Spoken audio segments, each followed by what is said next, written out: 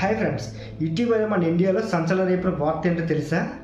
FSSAI అంటే food safety standards authority of India ఇది కొన్ని ఓఆర్ఎస్ బ్రాండ్స్ని బ్యాన్ చేసింది. ఎందుకో తెలుసా?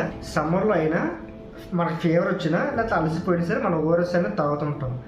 అది ఇప్పుడు మనకి బాడీకి మంచిదా కాదనేసి మనం ఈ వీడియోలో తెలుసుకుందాం, ఓకేనా?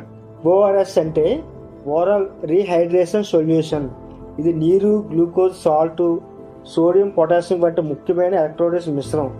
ఇది WHO వరల్డ్ హెల్త్ ఆర్గనైజేషన్ ఆమోదించిన ఒక మెడికల్ సొల్యూషన్. ఇది డయేరియా, వాంతులు, డీహైడ్రేషన్ సమయంలో జీవాన్ని రక్షించడానికి వాడుతుంటారు. కానీ మార్కెట్లో వచ్చిన చాలా డ్రింక్స్ ఓఆర్ఎస్ అని పేరు పెట్టుకుని అమ్మడం మొదలు పెడుతున్నాయి.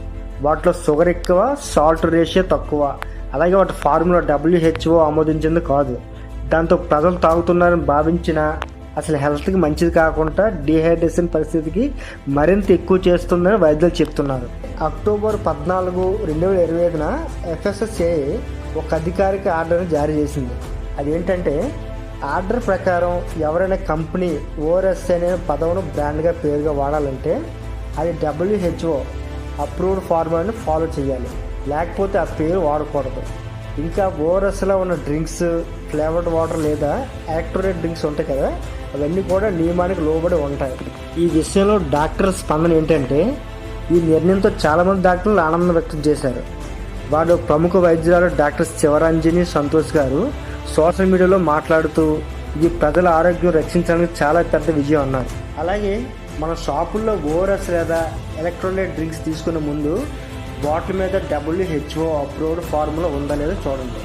అలాగే అది లేనట్టయితే అది సాధారణ ఫ్లేవర్ డ్రింక్ మాత్రమే, డీహైడ్రేషన్కి ఉపయోగపడదు. ప్రజల ఆరోగ్యం కోసం తాగుతున్నదే ప్రమాదం అవ్వకూడదు. అందుకే FSSAI తీసుకునే నిర్ణయం చాలా అవసరం.